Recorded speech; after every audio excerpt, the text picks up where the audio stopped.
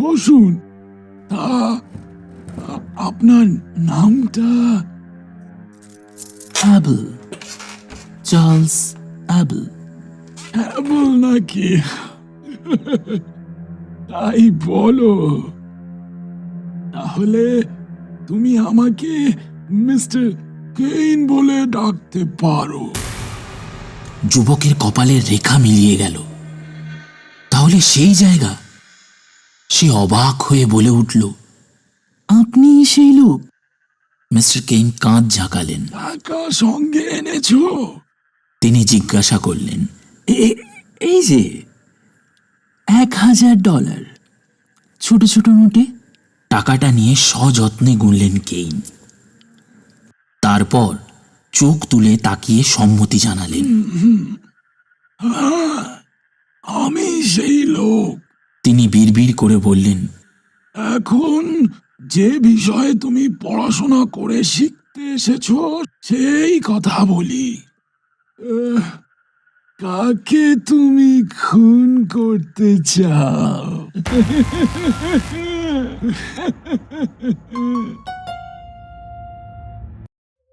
বাংলা সাহিত্য এবং বিশ্ব সাহিত্যের কিছু বিশেষ গল্প দিয়ে সাজানো আমাদের এই লাইট হাউস অডিও স্টেশন।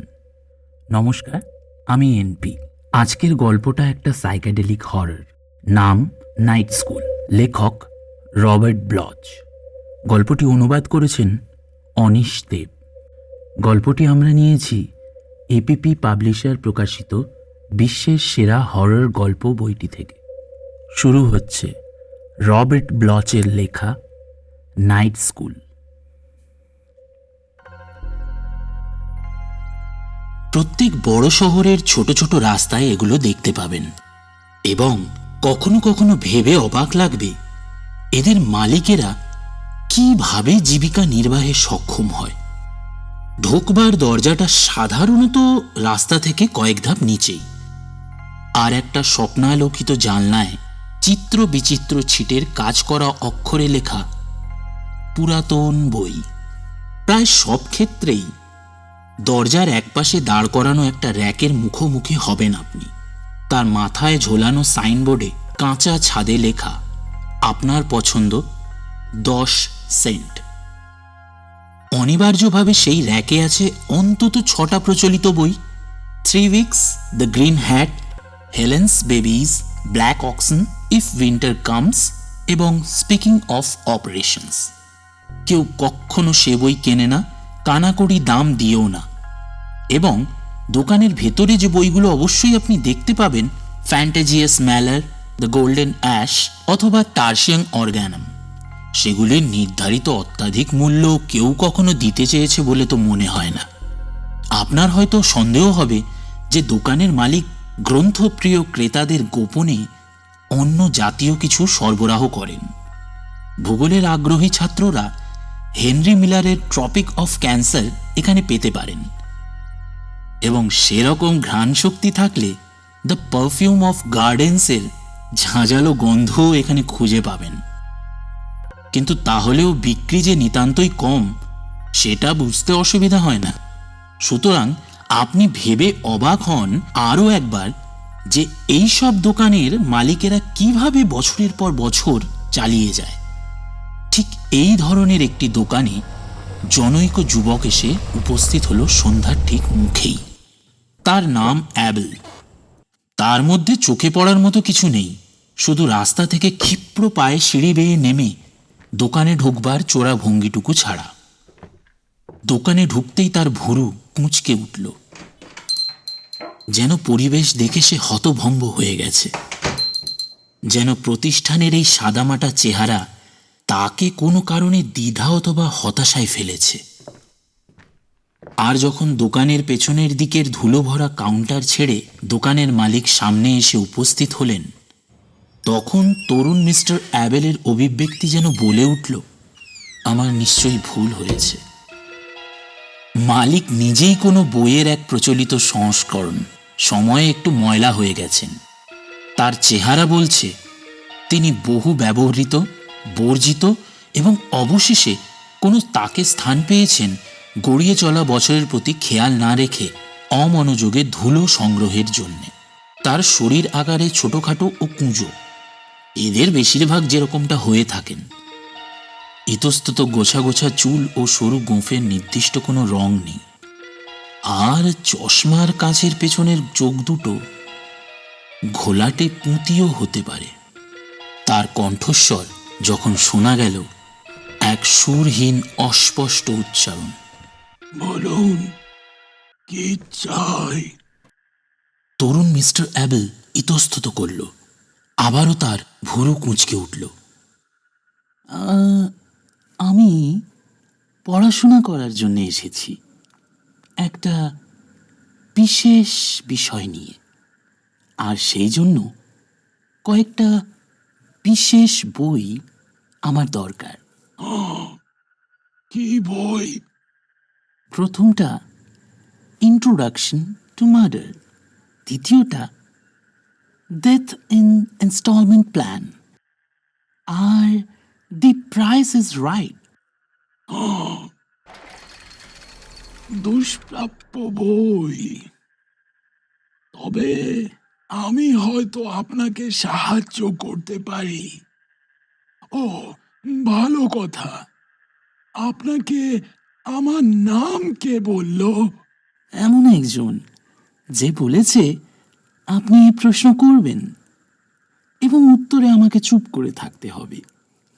পুস্তক বিক্রেতা সম্মতি জানালেন। চলুন, তাহলে ভিতরে যাওয়াই ভালো। আহ, 1 মিনিট দাঁড়ান, আমি দোকানটা বন্ধ করে নিই। তিনি দরজা নিয়ে কিছুক্ষণ নাড়াচাড়া করার পর আলোর সুইচে থাবা বসালেন। অন্ধকার সরু পথ ধরে তাকে অনুসরণ করে যুবকটি এসে উপস্থিত হল দোকানের পেছনের দিকের ঘরে। ঘরটা আলোয় উজ্জ্বল, আরামপ্রদ এবং নজরে পড়ার মতো সুসজ্জিত। বসুন। তা আপনার নামটা? Able, Charles able. অ্যাবল নাকি? তাই বলো। তাহলে তুমি আমাকে মিস্টার কেইন বলে ডাকতে পারো। যুবকের কপালের রেখা মিলিয়ে গেল। তাহলে সেই জায়গা। সে অবাক হয়ে বলে উঠল, আপনি সেই লোক? মিস্টার কেইন কাঁধ ঝাঁকালেন। টাকা সঙ্গে এনেছো? তিনি জিজ্ঞাসা করলেন। এই যে $1000, ছোট ছোট নোটে। টাকাটা নিয়ে সযত্নে গুনলেন কেইন। তারপর চোখ তুলে তাকিয়ে সম্মতি জানালেন। হ্যাঁ, আমি সেই লোক। তিনি বিড়বিড় করে বললেন, এখন যে বিষয়ে তুমি পড়াশোনা করে শিখতে এসেছো সেই কথা বলি। আহ, কাকে তুমি খুন করতে চাও?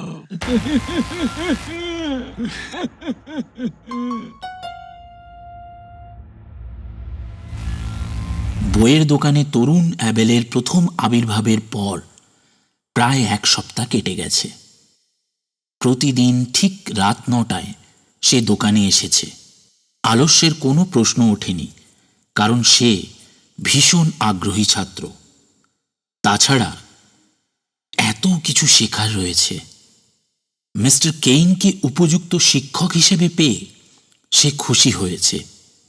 সে কথা সে তাকে বলেছে, ভেবেছে প্রশংসা শুনলে তিনি খুশি হবেন। কিন্তু বৃদ্ধ লোকটি শুধুই মুখ বিকৃত করলেন। জানো, সবাই কি বলে? তিনি মন্তব্য করলেন, যারা নিজে হাতে কলমে করে না তারা শেখাতে পারে না। মানে আপনি কখনো নিজে হাতে খুন করেননি? মিস্টার কেইন অস্বস্তির অভিব্যক্তি ফুটিয়ে তুললেন।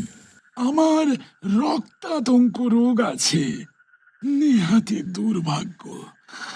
রক্ত দেখলে আমি এত ভয় পেয়ে যাই যে দোকানে ইঁদুর ধরা কল পর্যন্ত লাগাতে পারিনি। আমার আমার লাভের গুড় ওরা একরকম খুঁটেই খেয়ে শেষ করলো। হ্যাঁ, কিন্তু আপনার দোকানটা তো শুধু লোকের চোখে ধুলো দেওয়ার জন্য। এটাই তো আপনার আসল ব্যবসা, তাই না?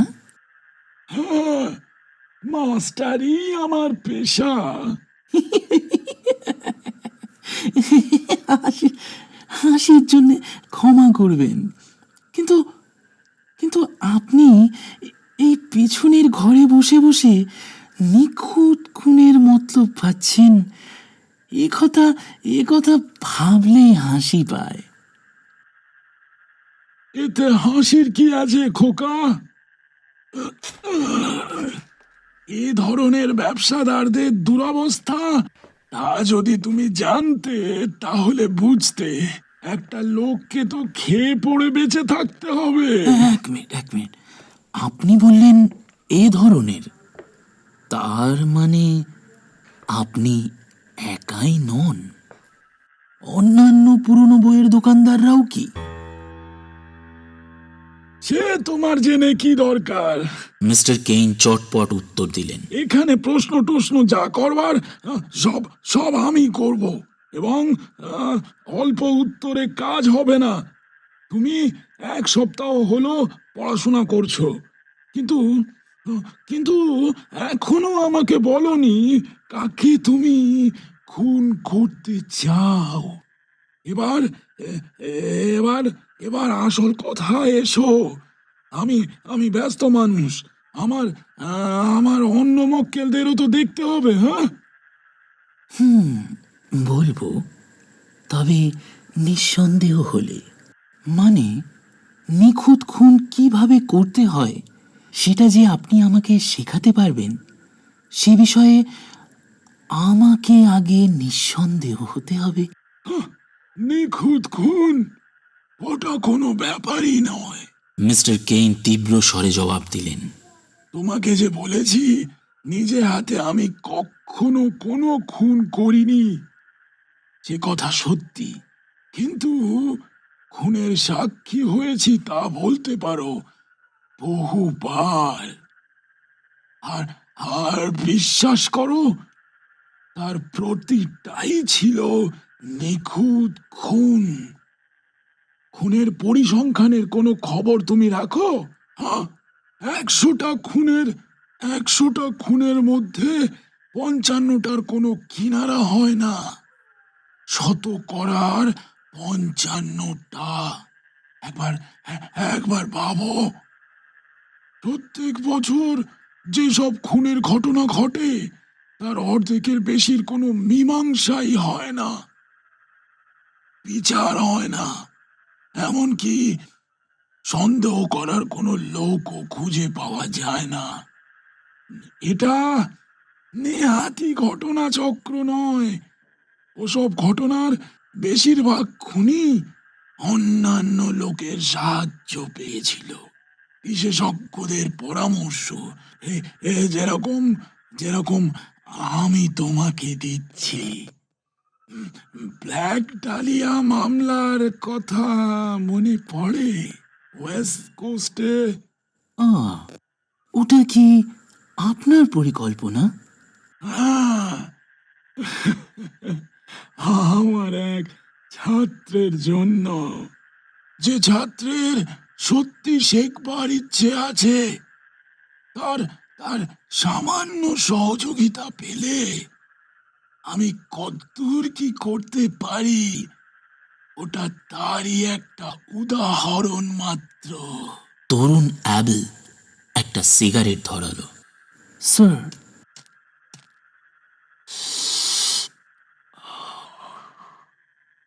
কি করে জানবো যে আপনি আমাকে আজে বাজে মিথ্যে কথা বলছেন না? ওই খুনটা আমার কাছে একেবারে অর্থহীন মনে হয়েছে। মিস্টার কেইন ঠোঁটে কামড় দিলেন। সেটাই আসল কথা। তিনি জেদি সুরে বলে চললেন।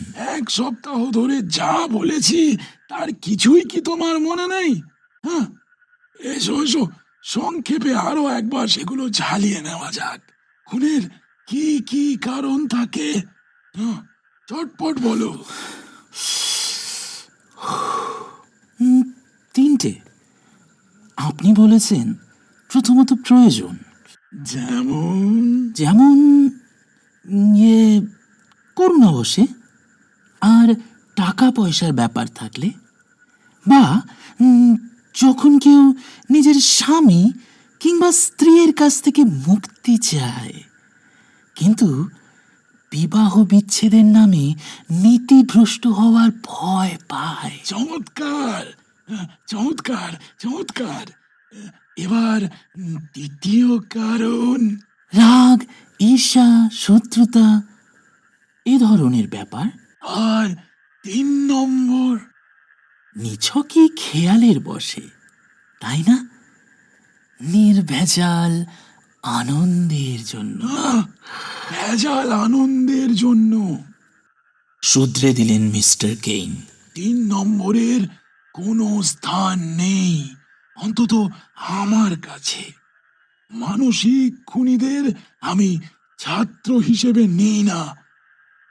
তার একটা কারণ, তারা যে আমার কথা মতো কাজ করবে তার কোনো বিশ্বাস নেই। কিন্তু ব্ল্যাক ডালিয়ার ব্যাপারটা মনে হয়েছিল কোনো মানসিক খুনির এই কাজ। তো এবার মগজ খুলেছে। মিস্টার কেইন আশ্বাস দিলেন। হ্যাঁ হ্যাঁ, তাই মনে হয়েছিল। সেভাবেই ওর পরিকল্পনা করা হয়েছিল। পরিকল্পনা? তোমাকে তো আগেই বলেছি, এই শহরের অর্ধেকের বেশি খুনের কোনো কিনারা হয় না। হ্যাঁ, কেন? কারণ যেসব সূত্র বেশিরভাগ খুনিকে ধরিয়ে দেয়, সেসব সূত্রের সঙ্গে এই খুনগুলোর উদ্দেশ্যের কোনো সম্পর্ক থাকে না। বহুদিন আগে খুনের জটিল বিশদ পদ্ধতির ডিটেকটিভ বইগুলোর অস্বাভাবিক চাহিদা ছিল। সে সে তো আমার জানবারই কথা। দোকানের সামনে তাকগুলো ওই সব বইয়ে ভর্তি। যত সব উদ্ভট খুনের গল্প। হ্যাঁ, বিষাক্ত ছুঁচ, জমাট বাঁধা তুষারের ছুরি, তালা বন্ধ ঘরের মারপ্যাঁচ, গলার স্বর টেপ রেকর্ডারে তুলে রেখে নকল অ্যালিবাই তৈরি করা, এসব হাস্যকর। যদি তুমি সাদামাটা বিচার বুদ্ধি ব্যবহার করো, আর এমন কোনো লোক তোমাকে না দেখে যে দৌড়ে গিয়ে পুলিশকে খবর দেবে বা সাক্ষী দেবে, তাহলে খুন করে পার পাওয়াটা কোনো ব্যাপারই নয়। অবশ্য অবশ্য এই শর্তে যে আঙুলের ছাপ, রক্তের দাগ এবং এবং এই ধরনের ছেলে মানুষই জিনিসগুলো সম্পর্কে তোমাকে যথেষ্ট সাবধান হতে হবে। পুলিশ পুলিশ আজকাল খুনিদের ধরতে পারে না তাদের খুনের পদ্ধতির জন্য। অপরাধীর উদ্দেশ্যই তাদের আসল অপরাধীর কাছে নিয়ে যায়। আর হতভাগ্য সেই শতকরার ৪৫ জন ঠিক এই জিনিসটাই ভুলে যায়। প্রয়োজনের কারণে যেসব খুনের জন্ম, সেসব ক্ষেত্রে পুলিশ এমন লোকের খোঁজ করে যে সেই খুনের ফলে লাভবান হয়। কোনো উত্তরাধিকারী, বিবাহ জীবনে অসুখী কোনো পুরুষ অথবা স্ত্রী, ব্যবসায়ী প্রতিদ্বন্দ্বী, এরা রাগ অথবা ঈর্ষার ক্ষেত্রে অপরাধীকে ধরে ফেলা খুবই সহজ। তিনি একটু থামলেন। জেনে রেখো, যেসব খুনের মতলবে আমি সাহায্য করেছি তার প্রত্যেকেরই একটা সত্যিকারের কারণ ছিল। কিন্তু সে মতলব আমি এমন ভাবেই তৈরি করি যে আপাত দৃষ্টিতে খুনের কোনো কারণ খুঁজলে পাওয়া যাবে না। এক কথায়, প্রতিটা খুনি কোনো মানসিক খুনির কাজ বলে মনে হয়। ও, এই তাহলে আসল ব্যাপার। যে লোক তোমাকে আমার কাছে পাঠিয়েছে, সে সে কথা বলেনি, নাকি তার সফল হওয়ার কাহিনীর খুঁটিনাটি তুমি জানো না? বলেছে। তরুণ অ্যাবেল স্বীকার করল, আর খুঁটিনাটি সমস্তই আমি জানি। সে আপনার সম্পর্কে অনেক প্রশংসাই করেছে, শুধু তার আসল মানেটা আমি ধরতে পারিনি প্রথম প্রথম। এখন পেরেছ? ভালো ভালো। আহ, কি আছে তাহলে? তাহলে এখন তো মন খুলে আমাকে সব বলতে পারো। তোমার আসল মতলবটা কি, বলো দেখি। মিস্টার অ্যাবেল আর ইতস্তত করল না। যে লোক আমাকে আপনার কথা বলেছে, আমি তাকেই খুন করতে চাই। আমারই কোনো পুরনো ছাত্র? কিন্তু কিন্তু খোকা, সেটাই সেটা একটু নীতি বিরুদ্ধ কাজ হবে না? নিশ্চিন্তে থাকুন, তার নাম আপনাকে আমি বলছি না। আপনি কখনো সে নাম জানতে পারবেন না, সুতরাং আপনার বিবেকও শান্ত থাকবে। আহ, তার উপর তোমার কোনো ব্যক্তিগত রাগ আছে বুঝি? হ্যাঁ, কিন্তু তার খুঁটিনাটি জানিয়ে আপনার মনের বোঝা বাড়াতে চাই না। শুধু এইটুকু জানলেই আপনার যথেষ্ট হবে যে তাকে ঘৃণা করি বলে সে আমাকে একটু সন্দেহ করে না। সুতরাং ইতিমধ্যেই নিখুঁত পরিবেশ আমরা পেয়ে গেছি, অন্তত আপনার কথা মতো। ওই খুনের সঙ্গে আমাকে কেউ জড়াবে না, কারণ আপাত দৃষ্টিতে আমার কোনো উদ্দেশ্যই নেই।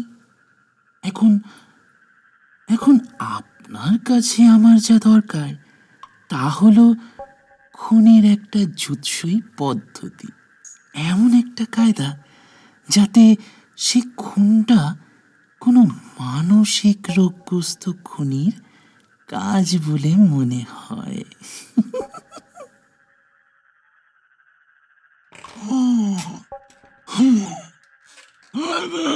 মিস্টার কেইন উঠে দাঁড়িয়ে পায়চারি শুরু করলেন।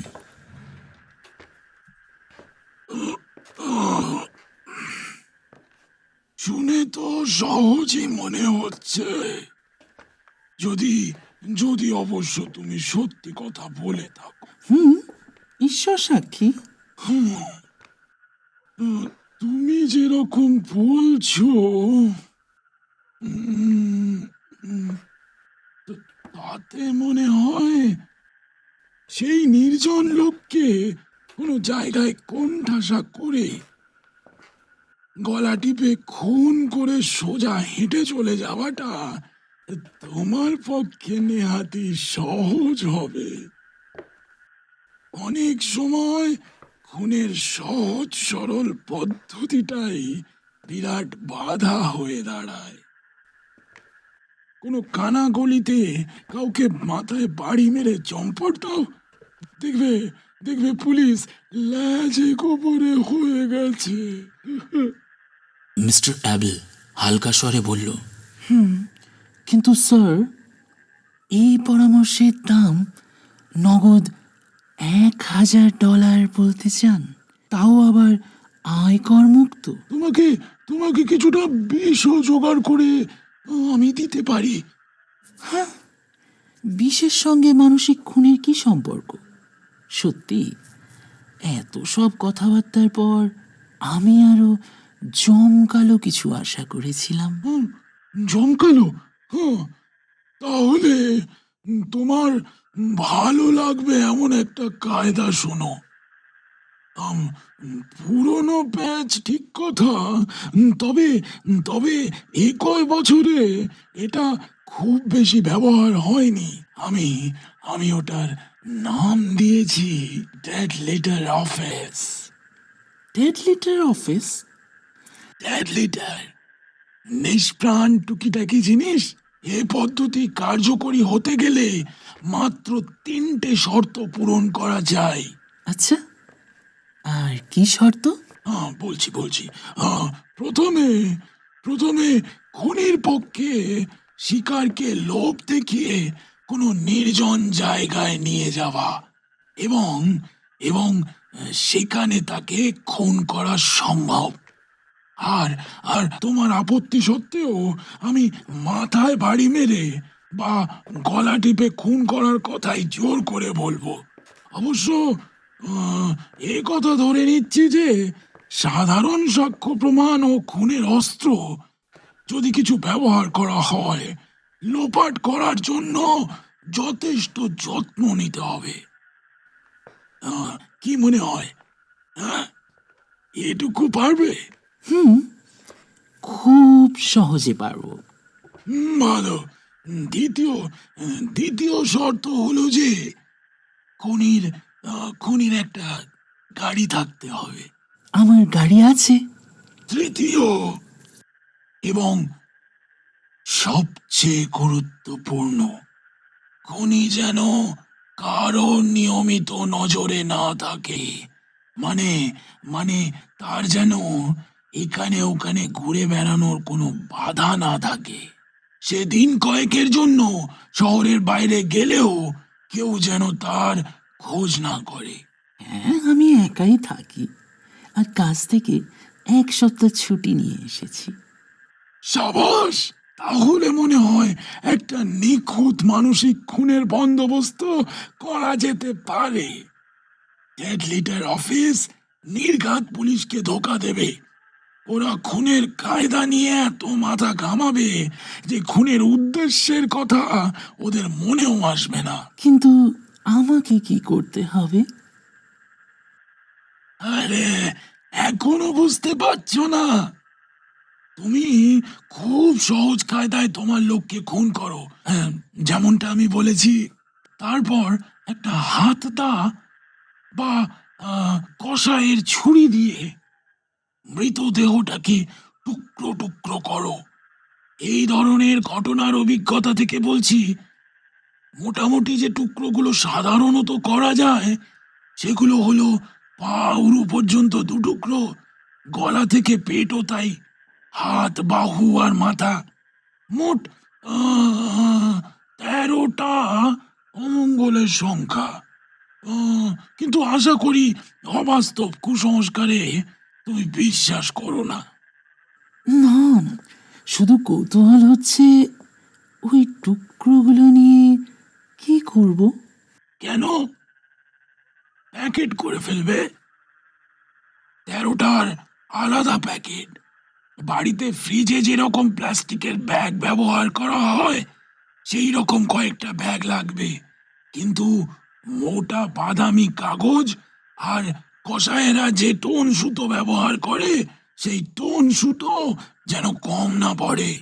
প্যাকেটগুলো একবার তৈরি হয়ে গেলে তুমি শুধু সেগুলোর গায়ে ঠিকানা লিখবে, ডাক লাগাবে আর পার্সেল হিসেবে টুক করে ডাক বাক্সে ফেলে দেবে। কিন্তু 13টা ভারী প্যাকেট।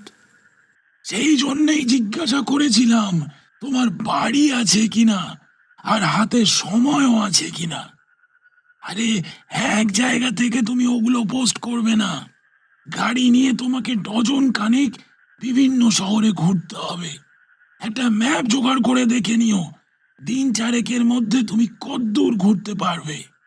মোটামুটি ছন্ন ছাড়াভাবে জায়গাগুলো ঠিক করাটাই বুদ্ধিমানের কাজ হবে, যাতে পুলিশ কোনো রকম ধারা অথবা আসল কাজের জায়গা খুঁজে না পায়।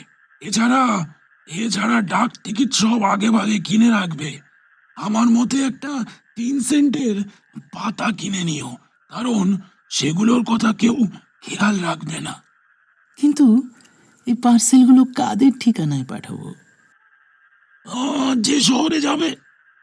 এ হলো এক নতুন কায়দা। 13 জন লাশ ঘরের প্রহরীর কাছে ওগুলো পাঠিয়ে দাও।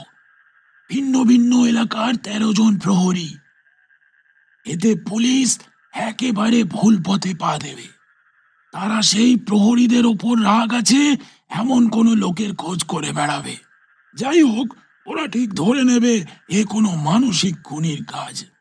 কাগজওয়ালারাও যদি একবার এ খবর পায় এবং গল্পটা ফুলিয়ে ফাঁপিয়ে প্রকাশ করে, তাহলে তুমি নিশ্চিত থাকতে পারো যে সমস্ত সূত্র হারিয়ে যাবে ওই ওই গমগমে রোমাঞ্চকর উত্তেজনার গোলক ধাঁধায়। কে এই উন্মাদ দানব? এ জাতির ব্যাপার আর কি? শুনে কিরকম মনে হচ্ছে? তোমার পছন্দ মতো, তোমার পছন্দ অনুযায়ী জমকালো হয়েছে তো?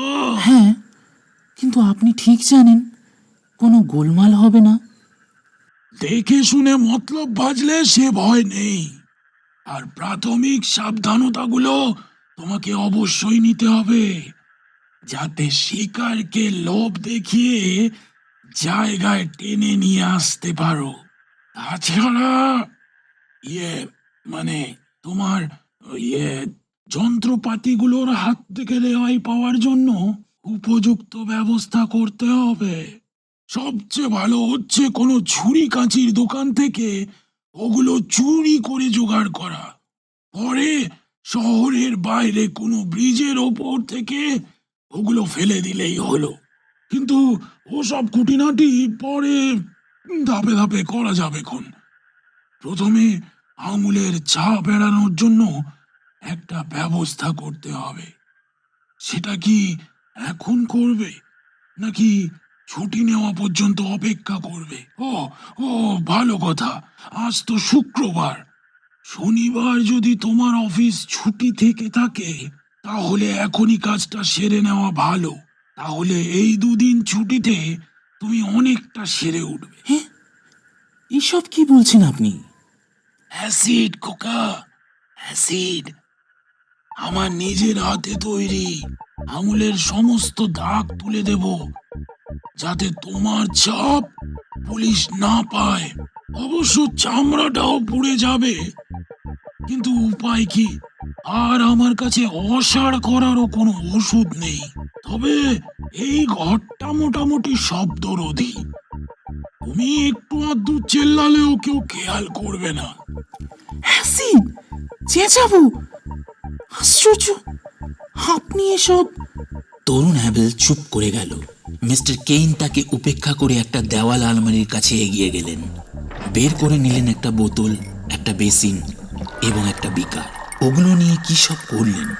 তারপর ভেসে ওঠা কটু ধোঁয়ার মেঘের আড়াল থেকে তার ছাত্রের দিকে কৃপার দৃষ্টিতে উঁকি মারলেন।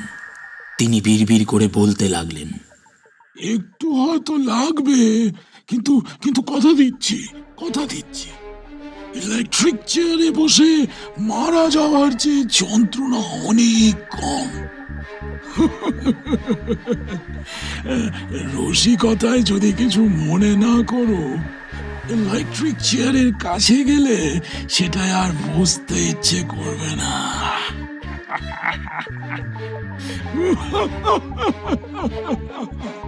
না,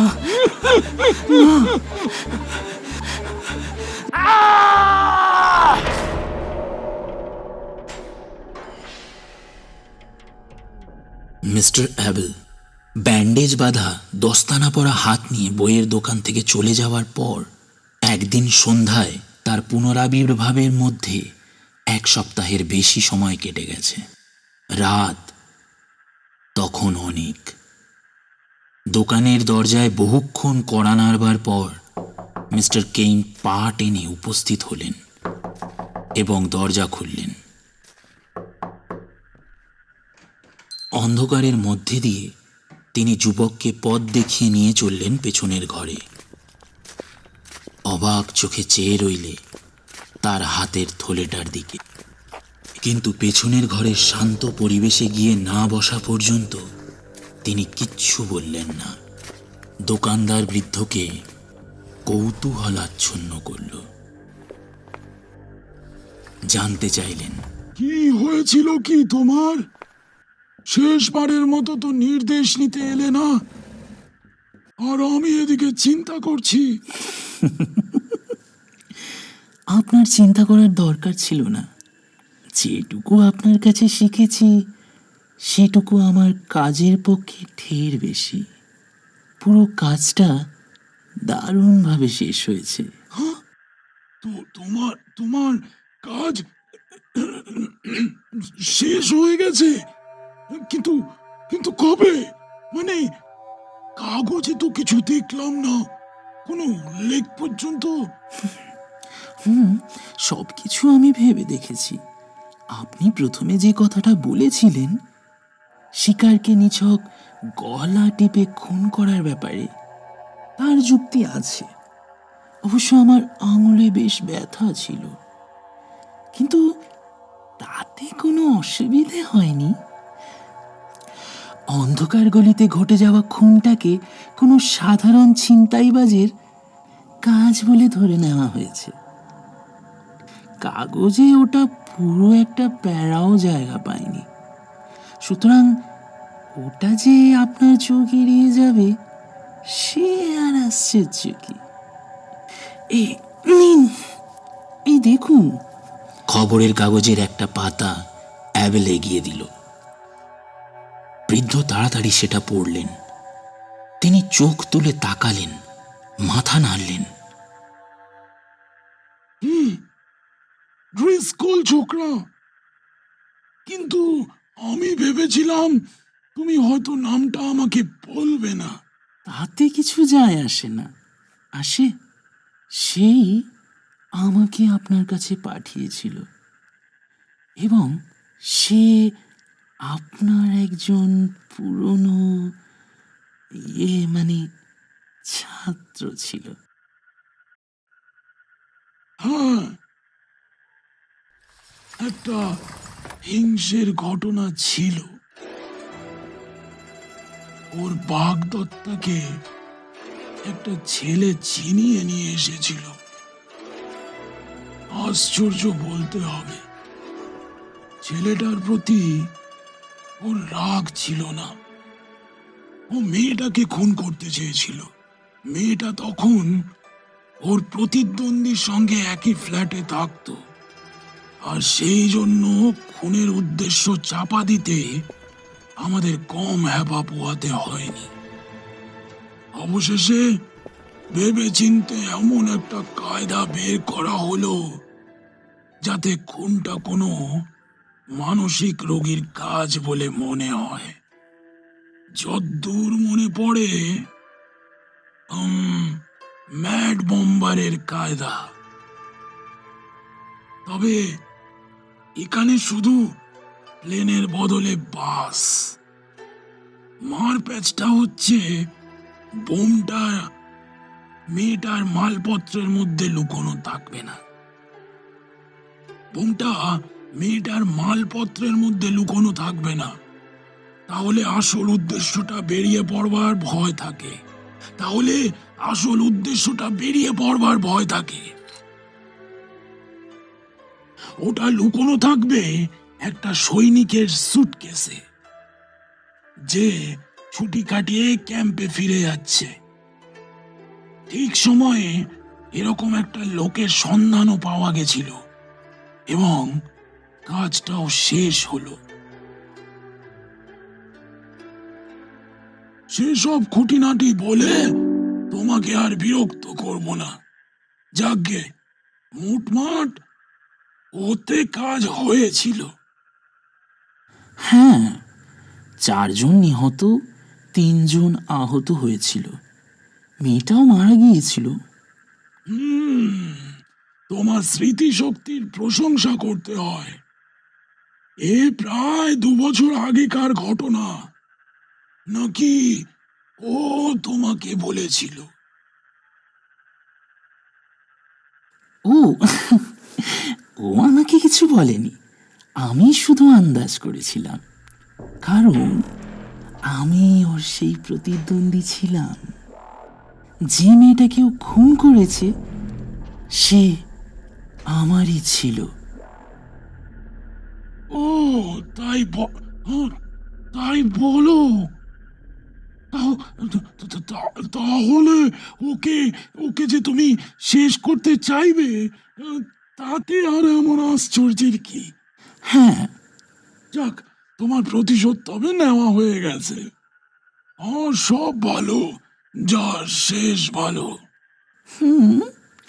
কিন্তু শেষ এখনো হয়নি। হয়নি? মিস্টার অ্যাবেল তার থলে খুলল। সে একটা বড় ছুরি আর একটা ছোট হাতদা বের করল।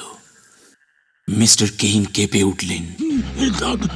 দাঁড়াও দাঁড়াও, এ করে তুমি পার পাবে না। আপনি তো বলেছেন এই ঘরটা বলতে গেলে শব্দরোধী। কেউই আপনার চিৎকার শুনতে পাবে না, বিশেষ করে যদি প্রথমে আপনাকে মাথায় বাড়ি মেরে অজ্ঞান করে দিই। দরজা আড়াল করে দাঁড়ালো অ্যাবেল। দাটা পরীক্ষামূলকভাবে হাওয়ায় ঘোরালো। বেশ পছন্দসই হাওয়া কাটার একটা সুইস শব্দ হলো। কিন্তু কিন্তু তো হয় তোমার, আমার কথা শোনো। আমি আমি আমি মারা যাব বলে বলছি না, তোমার শিক্ষক হিসেবে বলছি।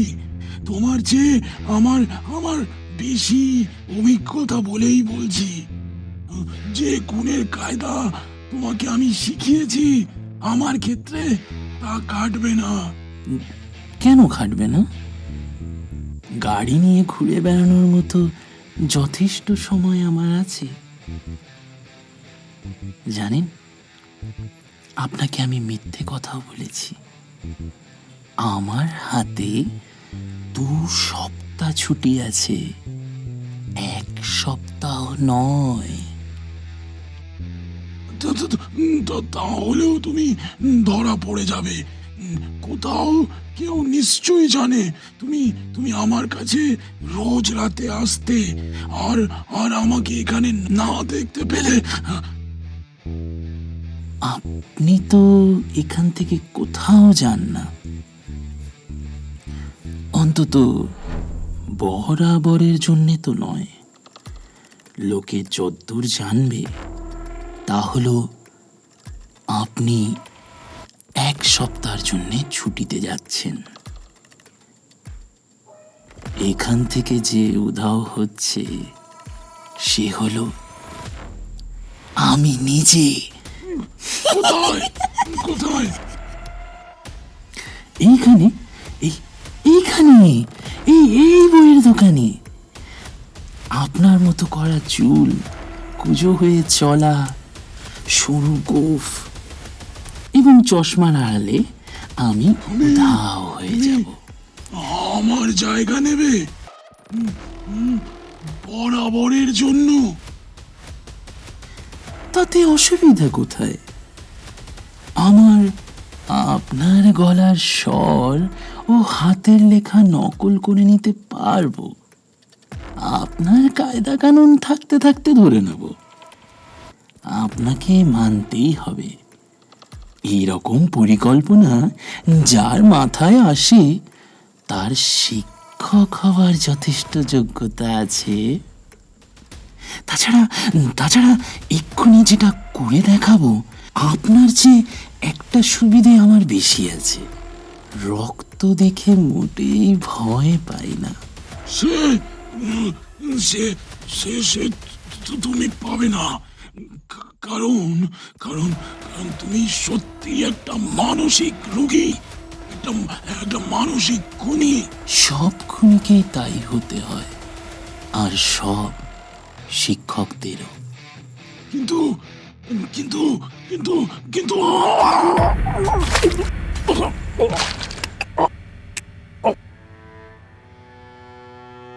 হাত ডাটা তার উত্তরকে সংক্ষিপ্ত করে দিল।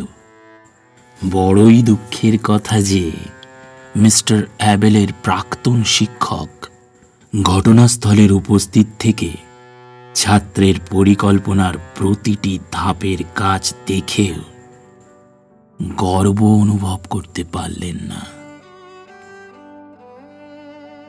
যেহেতু পরিকল্পনার একটা অংশ মিস্টার অ্যাবেলের মিস্টার কেইনে পরিণত হওয়া, সে মিস্টার কেইনের যাবতীয় আদব কায়দা রপ্ত করে নিল, এমনকি নিকৃষ্ট শ্লেষ অহংকার প্রয়োগের রুচিটাও বাদ দিল না। ডাকে দেওয়ার জন্যে তৈরি প্রত্যেকটি প্যাকেটের ভেতরে সে একটা করে বিশেষ বইয়ের মোড়ক ঢুকিয়ে দিল। তার পছন্দ করা বইগুলো ছিল the anatomy of melancholy, the naked and the dead, আর the heart of the matter. হাত পা ধরটুকুর জন্য স্বাভাবিকভাবেই বেছে নিল আ ফেয়ারওয়েলস টু আর্মস। এতে যে ঝুঁকি আছে তা সে বেশ বুঝতে পেরেছে। তো মানসিক খুনিদের একটু আধটু নিরীহ ঠাট্টা করার অধিকার আছে, বিশেষ করে সে যখন চায়, যেমন নতুন মিস্টার কেন চাইছেন, তার বাকি কাজ যত্ন সহকারে শান্তভাবে শেষ করতে এবং ফিরে এসে নীরস শিক্ষকতার জীবন নিয়ে বসবাস করতে। আর সেইভাবেই কাজ শেষ হলো। কাজ শেষ করে সে ফিরে এলো বইয়ের দোকানে। চুলে রং মেখে চশমার পেছনে আত্মগোপন করল। কিছুদিনের মধ্যেই জীবিকা নির্বাহের ধরন সে রপ্ত করল। আর কিছুদিন পরে নতুন ছাত্র আসতে শুরু করল। পুরনো বইয়ের দোকানটা তার ব্যবসা চালিয়ে যেতে লাগলো।